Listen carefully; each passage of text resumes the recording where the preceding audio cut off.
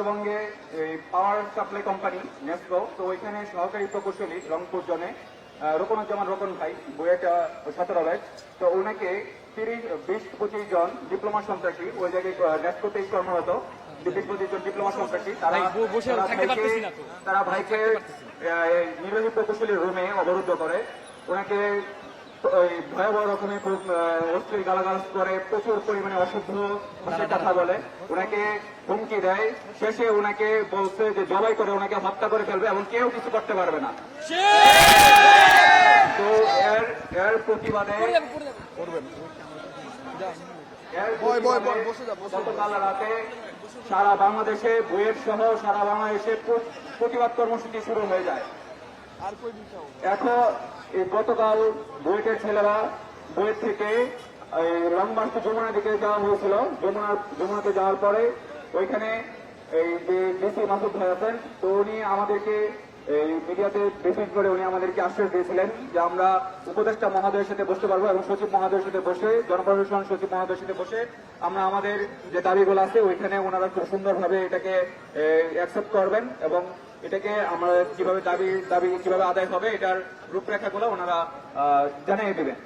তো আজকে আমরা ওনাদের সাথে আমরা বসেছিলাম, আমরা 11 সদস্য জিয়ং নিয়ে আমরা ওইখানে গিয়েছিলাম প্রকৌশলীদের পক্ষ থেকে, কিন্তু আমরা অত্যন্ত আশাহত হয়েছি।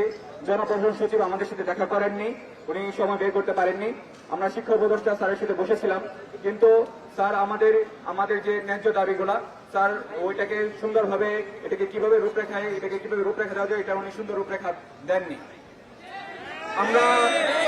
আমরা দেখতে পেরেছি আমাদের গতকালকে 12 ঘন্টার আলটিমেটাম ছিল যে রোকনুজ্জামান রোকন ভাইকে যে 20-25 জন ডিপ্লোমা সন্ত্রাসী হত্যার হুমকি দিয়েছে তাদেরকে এখন পর্যন্ত না অ্যারেস্ট করা হয়েছে না তাদেরকে স্থায়ীভাবে বহিষ্কার করা হয়েছে। এটা পুরো প্রকৌশলী সমাজের উপরে পুরোপুরিভাবে পুরো প্রকৌশলী সমাজের উপরে এক থাপ্পড় মেরেছে।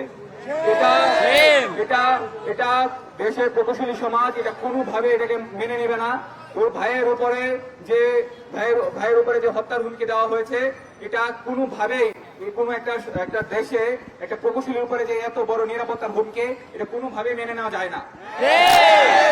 আপনারা জেনে থাকবেন দীর্ঘ 6 মাস যাবৎ আমরা প্রকৌশলী অধিকার আন্দোলন থেকে আমরা আমাদের ন্যায্য 3 দফা দাবি নিয়ে আমরা কাজ করতেছিলাম। এর মধ্যে প্রথম দফা দাবি ছিল যে পুরো প্রকৌশল সেক্টরে আজকে কোটার নামে যে পুরো প্রকৌশল সেক্টরটা ডিপ্লোমাধারীদের দিয়ে যে পুরো প্রকৌশল সেক্টরটা ভরে গেছে, তারা কোটার মাধ্যমে পুরো প্রকৌশল সেক্টর দখল করে ফেলেছে। তো আমরা ওইটার বিরুদ্ধে আমরা লড়াই করতেছিলাম। তারা 10 গেট উপসহকারী প্রকৌশলী এই ইঞ্জিনিয়ার পোস্টে তারা 100% কোটা নিয়ে ঢোকে এবং ওইখান থেকে ওই 100% কোটা নিয়ে তারা প্রবেশ করার পর 9ম গেট বা সহকারী প্রকৌশলী পদে তারা 33% থেকে শুরু করে 50%, 66%, এমনকি 100% কোটা নিয়ে তারা প্রবেশ করে। এইসব জায়গায় 33% কোটা বহাল রাখার কথা আছে, ওইসব জায়গায় তারা 33% কোটাকেও তারা ভায়োলেট করে তারা 40 থেকে 60% পর্যন্ত তারা অবৈধভাবে ওইখানে ঢুকে যায়। ইভেন যেসব জায়গায় দেখা যাচ্ছে যে তারা ওই কোটা নিয়ে প্রমোশন পাচ্ছে না, ওইসব জায়গায় তারা জোর জবরদস্তি করে এমডি কে চেয়ারম্যানকে জিম্মি করে তারা ভারপ্রাপ্ত চৌধুরী দায়িত্বে প্রমোশন নিয়ে নেয়। তাদের যখনই দেখা গেছে বিএসসি ইঞ্জিনিয়াররা বুয়েট সহ সারা বাংলাদেশের প্রকৌশল ডিগ্রি প্রদানকারী বিশ্ববিদ্যালয় থেকে যখন বের হয়ে যখন বিভিন্ন কোম্পানিতে নিয়োগ সার্কুলার আসে তখনই তারা দেখা যায় ওইখানে মামলা করে তারা অবৈধ প্রমোশন নিয়ে নেয়। আজকে আপনারা যে দেখতেছেন সারা দেশে প্রকৌশল সমাজ জেগে গিয়েছে, এটার পিছনে 1 নম্বর কারণ হচ্ছে দীর্ঘদিন প্রায় যুগ ধরে প্রকৌশলী সমাজের উপরে যে ভয়াবহ রকমের বৈষম্য চলছে, এই বৈষম্যের বিরুদ্ধে এটা আমাদের আওয়াজ। কিন্তু এতদিন পর্যন্ত আমরা শুধুমাত্র নন ভায়োলেন্ট উপায়ে আমরা এগোচ্ছিলাম, আমরা কখনো চাইনি জনভোগান্তি হোক।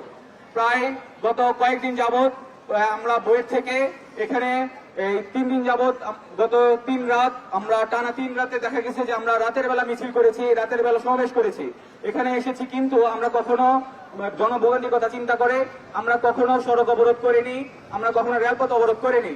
কিন্তু ওই জায়গায় যে ডিপ্লোমা সন্ত্রাসীরা তারা সারা দেশের মানুষকে কষ্ট দেওয়ার জন্য বিভিন্ন সময় তারা সড়ক অবরোধ করেছে, তারা রেলপথ অবরোধ করেছে এবং তারা দেশের মানুষকে এক প্রকার জিম্মি করেছে।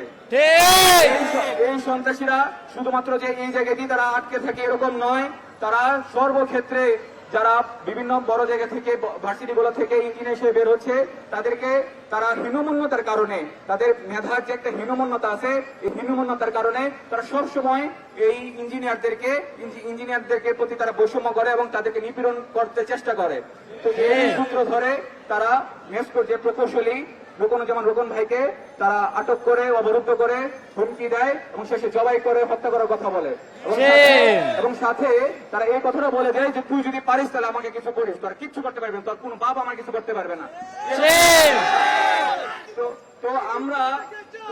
তো আমরা এই জন্য গতকাল থেকে আমরা চেয়েছি সর্বত্রভাবে যেন এটা সমাধান হয়, কিন্তু এটার সমাধান সরকার এখন পর্যন্ত করেনি। না ওদেরকে স্থায়ীভাবে বহিষ্কার করেছে কোম্পানি থেকে, না ওদেরকে এখন পর্যন্ত অ্যারেস্ট করা হয়েছে। আমাদের কাছে সম্পূর্ণ ডকুমেন্ট আছে, আমরা সাংবাদিক ভাইদের কাছে এটা দিয়ে দিতে পারবো। তো আমরা সরকারের কাছে দাবি জানিয়েছিলাম যে আপনারা ওদেরকে অ্যারেস্ট করেন, আপনারা ওদেরকে স্থায়ীভাবে বহিষ্কার করেন এবং আমাদের যে 3 দফা দাবি আছে এটা মেনে নেন। কিন্তু আফসোসের বিষয় সরকার এখন পর্যন্ত আমাদের কথাগুলো মেনে নেয়নি এবং আমরা যে 8টা পর্যন্ত আলটিমেটাম দিয়েছিলাম যে সরকারের উপদেষ্টা পরিষদ থেকে যেন এসে আমাদের কথাগুলো যেন তারা মেনে নেয়, কিন্তু তারা এখন পর্যন্ত তাদের মধ্যে কোনো প্রকার তারা কর্ণপাত করেনি। তো এই কারণে আমরা আমাদের ভবিষ্যৎ পরবর্তী কর্মসূচি আমরা এখন ঘোষণা করব। আমাদের পরবর্তী কর্মসূচি ঘোষণা করবেন প্রকৌশলী অধিকার আন্দোলনের প্রেসিডেন্ট এম ওয়ালিউল্লাহ ভাই।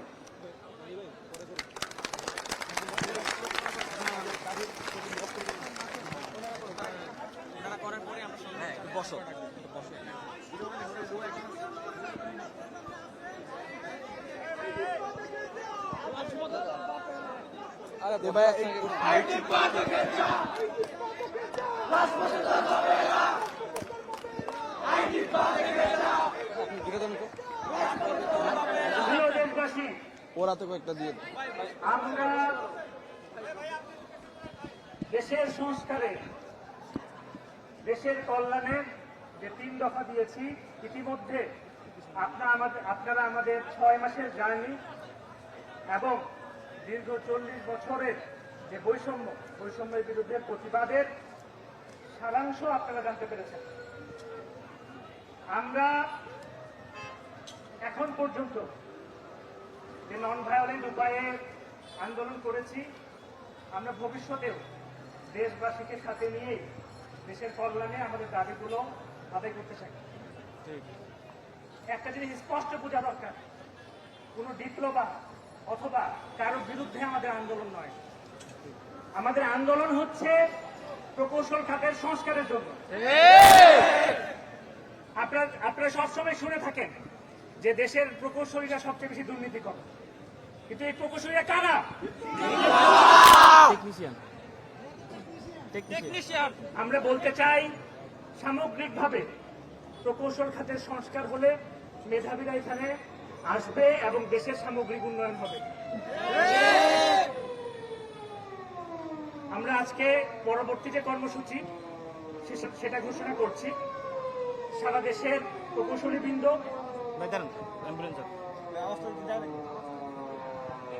দেশের বর্তমান এবং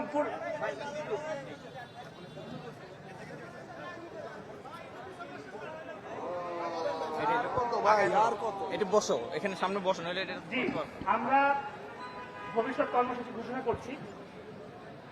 দেশের সমগ্র শিক্ষা প্রতিষ্ঠানের এবং সমগ্র শিক্ষা প্রতিষ্ঠানের প্রকৌশলী শিক্ষার্থীবৃন্দ এবং প্রকৌশলীরা সন্ত্রাস এবং বৈষম্য বিরোধী লং মার্চে ঢাকামুখী অংশগ্রহণ করবে।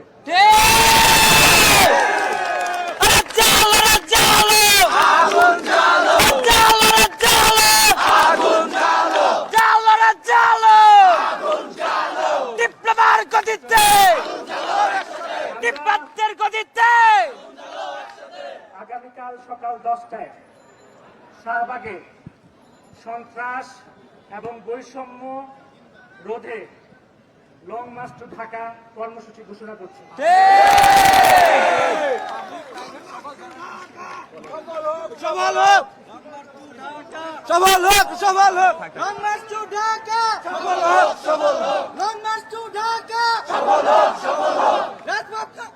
আমরা সরকারকে আরেকটা দৃষ্টি আকর্ষণ দিচ্ছি, এই যে আন্দোলনটা আস্তে আস্তে যে সার্ফেসে এসেছে গত 40 বছরের বৈষম্য, এখানে শুধুমাত্র প্রকৌশলীরা না, এখানে যারা সায়েন্স স্টুডেন্ট রয়েছে, এইচএসসি কলেজে যারা পড়ে, তারাও ভবিষ্যৎ প্রকৌশলী যারা, তারা ইতিমধ্যে একাত্মতা পোষণ করেছেন এবং সামনে থেকে সকল আন্দোলনে তারা প্রকৌশলীদের পাশাপাশি থাকবেন ইনশাআল্লাহ। এই কর্মসূচি ঘোষণা করে আজকে আমরা আমাদের এই সম্মেলন এবং আজকে যেই ব্লকেট শাহবাগে এটা সমাপ্তি দিচ্ছি। আবার দেখা হবে আগামীকাল সকাল 10টায়।